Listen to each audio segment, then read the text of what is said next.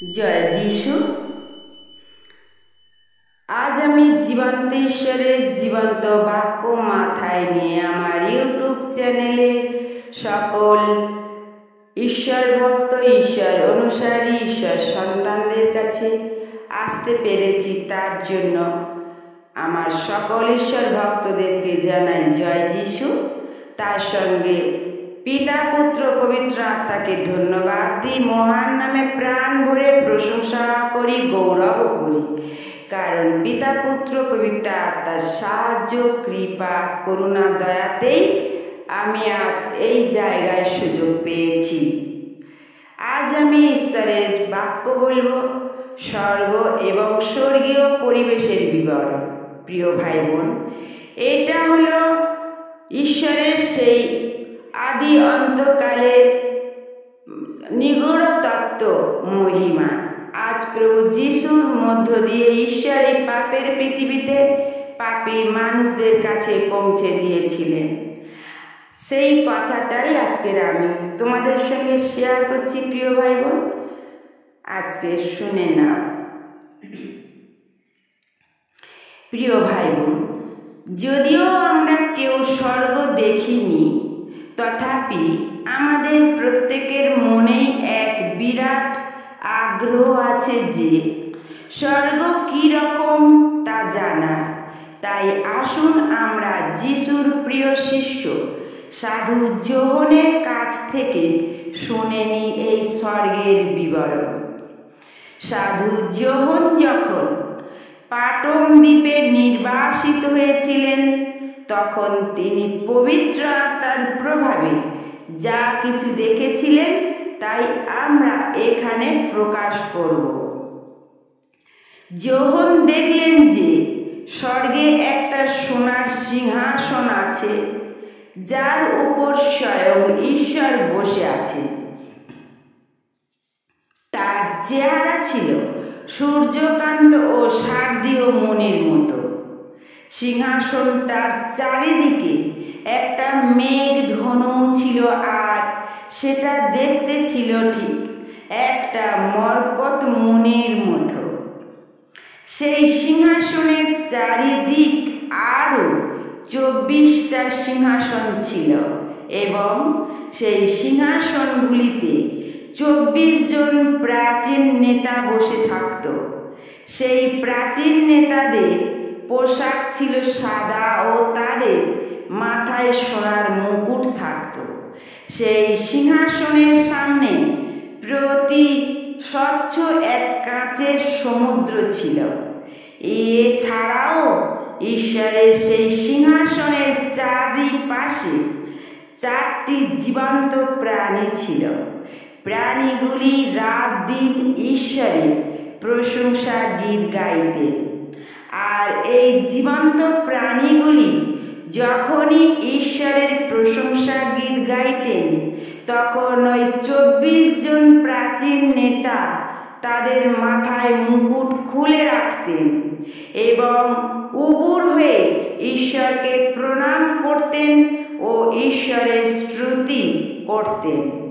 এই সব আমরা দেখতে পাব প্রকাশিত বাক্য 4 অধ্যায় 2 পদ থেকে 11 পদে। এবার সাধু যোহন ওই স্বর্গে ঈশ্বর পুত্র প্রভু যিশুকেও দেখতে পেলেন, এবং একই সঙ্গে স্বর্গে থাকা হাজার হাজার কোটি কোটি স্বর্গদূতদের ও উপস্থিতি অনুভব করলেন। এছাড়া সেখানে আরও দেখা গেল ইসরায়েলি বংশের উদ্ধার প্রাপ্ত 144,000 লোকদেরও। এ সবের পরে দেখা গেল এ পৃথিবী থেকে বেছে নেওয়া একটি বিরাট সংখ্যক মুক্তির প্রাপ্ত লোকেদের, যাদের সংখ্যা গণনা করে শেষ করা যাবে না। এই মুক্তি প্রাপ্ত লোকেরা যিশু ও ঈশ্বরের সামনে দাঁড়িয়ে খেজুর পাতা হাতে নিয়ে জোরে চিৎকার করে তাদের প্রশংসা গীত গাইতেছিল এবং পিতা ও পুত্রকে তাদের প্রণাম জানাচ্ছিল। এই মুক্তিপ্রাপ্ত লোকেরা সকলে সাদা কাপড় দিয়ে নিজেদের আবৃত করে রাখতেন। এরা যখন পৃথিবীতে ছিলেন তখন এরা প্রত্যেকেই পিতা পুত্রের জন্য মহা কষ্টের মধ্যে দিয়ে যাপন করছিলেন। স্বর্গে এদের কাজই ছিল ঈশ্বরের সিংহাসনের সামনে দাঁড়িয়ে থাকা ও দিন রাত তার সেবা করা। ঈশ্বর নিজেও এদের উপর খুব খুশি থাকতেন এবং তার পুত্র যিশুকে এদের দেখাশোনার দায়িত্ব দিয়েছিলেন। এসব আমরা দেখতে পাব প্রকাশিত বাক্য 7 অধ্যায় 9 পদ থেকে 17 পদে। প্রিয় ভাই বোন, এটাই হলো স্বর্গের বিবরণ এবং স্বর্গীয় পরিবেশের বিবরণ। এটা আমাদের জন্য বলার কোনো অপেক্ষাই রাখে না যে এই পৃথিবীর মানুষ আমরা প্রত্যেকেই চাই ওই স্বর্গের মুক্তিপ্রাপ্ত মানুষদের মতো ওই রকম স্বর্গীয় পরিবেশের আনন্দের মধ্যে থাকতে। আমরা এ জগতের মানুষ, তাই আমাদের মনে অবশ্যই এই চিন্তা আসবে যে আমরা কি কখনো এই স্বর্গে যেতে পারব? এর উত্তর এটাই হবে যে নিশ্চয়ই সে সুযোগ আপনাদেরও জন্য খোলা আছে। আমাদের ঈশ্বর যেমন স্বর্গের মুক্তিপ্রাপ্ত লোকেদের জন্য ঠিক একইভাবে তিনি জাতি ধর্ম নির্বিশেষে এ জগতের সকল পাপী মানুষদের জন্য, তিনি এ জগতের হিন্দু মুসলমানদের যেমনটা ঠিক তেমনটি এ জগতের ধনী গরিব জ্ঞানী মূর্খ সকলের জন্যই এই রকম। একবার চেয়ে দেখুন তিনি নিজে থেকে কত চেষ্টাই না করে যাচ্ছেন আমাদেরকে তার স্বর্গে নিয়ে যাওয়ার জন্য। তিনি তার একজাত পুত্র যিশুকে এ জগতের পাপী লোকদের জন্য পাঠালেন যেন তারা এই যিশুকে বিশ্বাস করে, কারণ শুধুমাত্র এই যিশুকে বিশ্বাস করলেই যে কোনো পাপী স্বর্গে যেতে পারবে। বলি কোনো অপরাধ নেবেন না, দয়া করে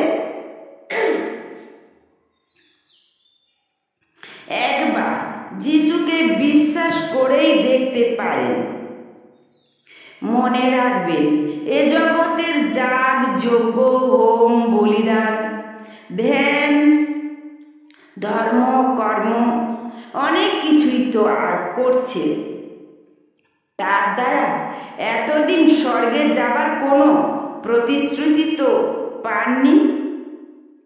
ঈশ্বরের কাছে যেতে হলে ঈশ্বরের ইচ্ছা মতো পথেই তো চলতে হবে।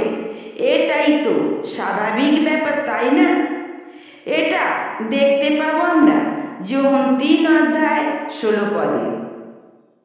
এবার শুনুন যে প্রভু যিশুর দ্বারা আপনারা স্বর্গে যাবার সুযোগ পেতে চলেছে, এ ব্যাপারে তার বক্তব্য কি? যোহন 14 অধ্যায় 6 পদে যিশু নিজে বলেছেন, আমি স্বর্গের পথ এবং আমাকে এড়িয়ে যদি কেউ স্বর্গে যেতে চায় সে কখনোই সফল হবে না। তাই শেষে এই কথাই বলি যে স্বর্গে যাবার জন্য যদি কেউ সত্যই আন্তরিক থাকে তবে যিশুই হলেন তার জন্য পথের আলো, স্বর্গের দরজা, সত্য জীবন পথ প্রভু যিশু। জয় যিশু, জয় যিশু, জয় যিশু। Amen, amen, amen.